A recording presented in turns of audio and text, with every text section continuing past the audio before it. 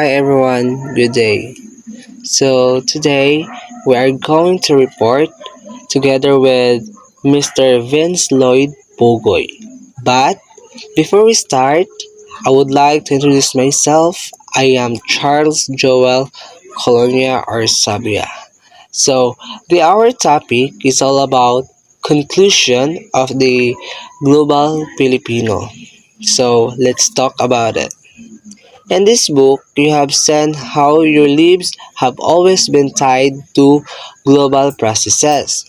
These connections have become more pronounced in recent years. Today, the Philippine economy depends largely on incomes from jobs with global connections.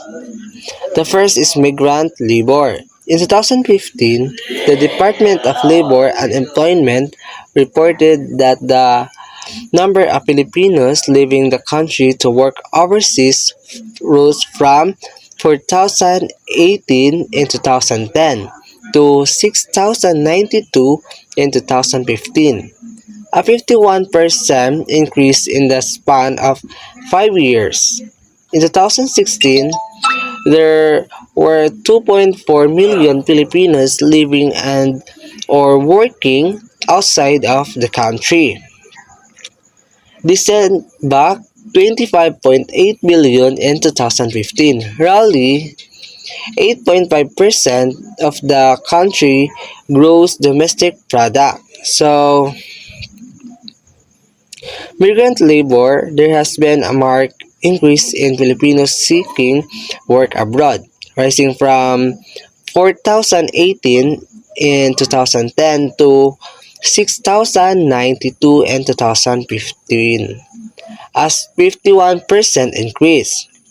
By 2016, around 2.4 million Filipinos were working outside the country. In 2015, the overseas workers sent back 25.8 billion, contributing approximately 8.5% to the country GPD. Next, the second is business process outsourcing BPO. That the Philippines provides for foreign clients. In 2015, BPO operations yielded 24 billion. Combined, these two economic activities have flowed over 51 billion into the country's national coffers. So, business processes outsourcing or BPO, the BPO sector has become a significant source of income, with operations generating 24 billion in 2015. Together, migrant labor and BPO have injected over 51 billion in the Philippine economy. Then, these developments illustrate how interconnected to lives of Filipinos are with global economic trends, emphasizing the importance of these sectors of national growth. The third source of national income is comprised of exports. The Philippines exports machinery, semiconductors, wood, cars, export crops and fruits, minerals like gold and copper, ships, and vehicles to other Asian countries like Europe and North America.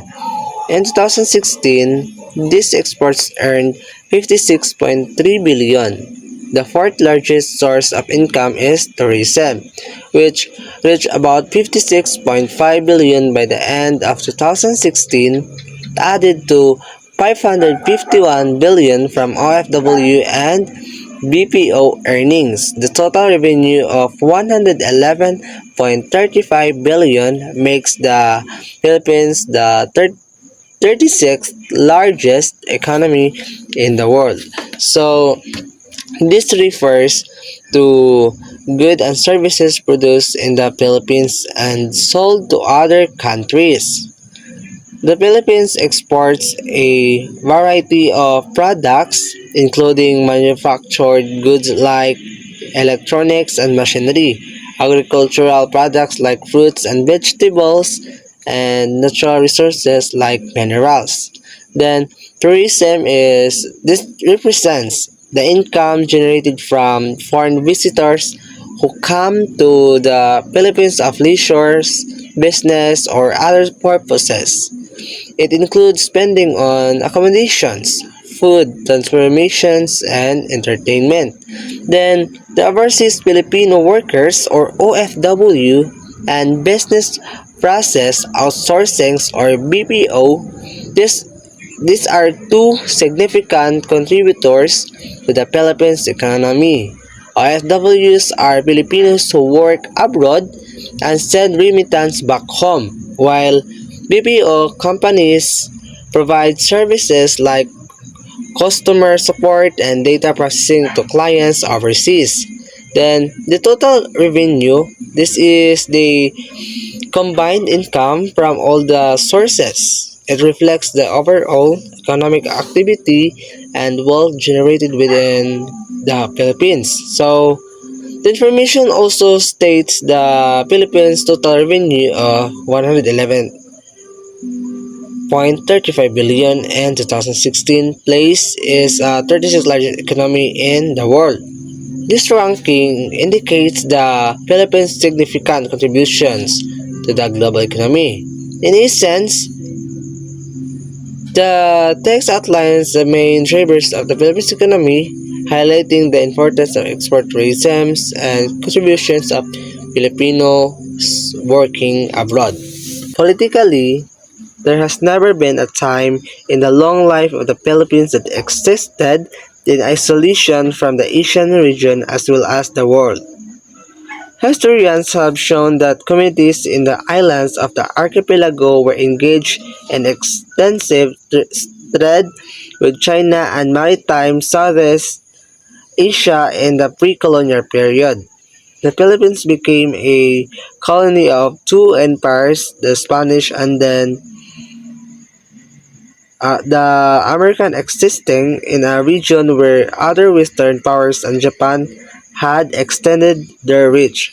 When the Philippines became independent, it took sides in a global Cold War between the capitalist United States and the Communist Union of Soviet Socialist Republics. In 1960s, when the United States intervened in the Civil War in Vietnam, the Philippines helped form the anti-communist regional body, the Southeast Asia Treaty Organization, created by American hegemon to contain the alleged spread of communism in the region. Even the informal economy of the country survived because of its regional and global connections. Guns, drugs, merchandise, and illegal immigrants flowed between the Philippines South, Borneo, Sabah, Singapore, and southern China.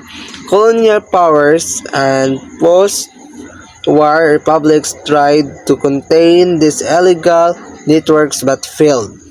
These networks persist to this day. So,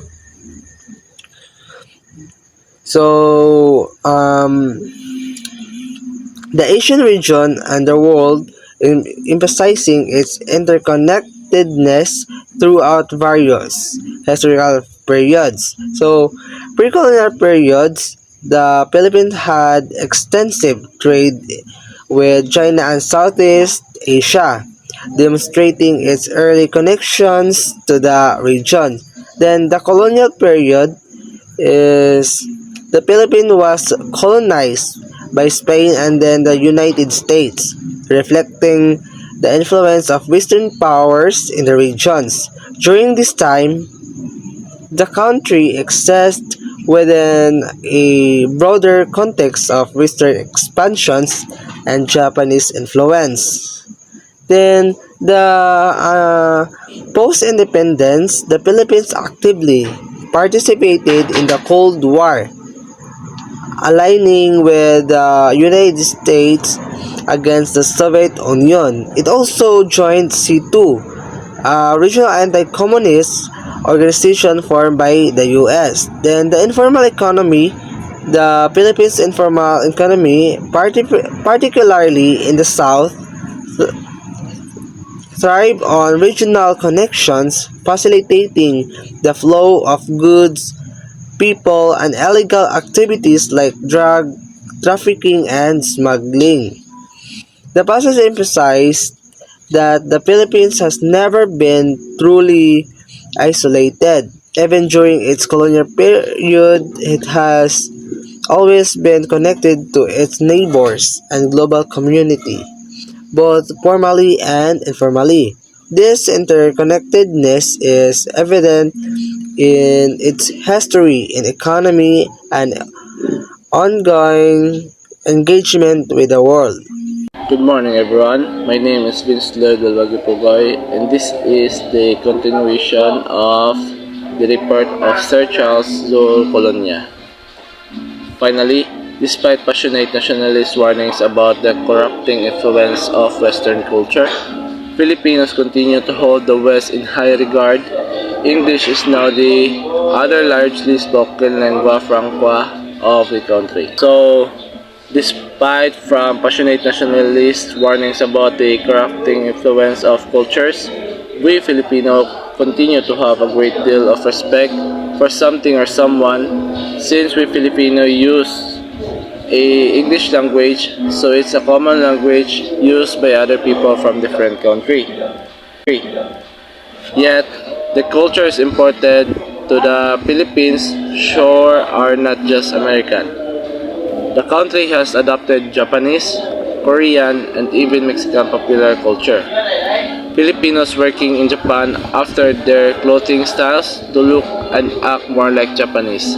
Since the culture of our country, Philippines, is likely in common in the other country, which is Japan, Korea, and even Mexico, yes, both cultures give an importance, especially in family values and also to their culture that used to. Filipino really have very little choice but to accept the globalized state as a country and a people.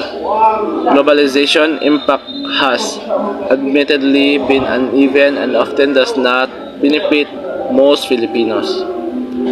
There is progress that when the Philippines at the end of the 20th century is analyzed, the next step now is to make sure that the imbalance from globalization benefits is corrected to allow more Filipinos to live a better life.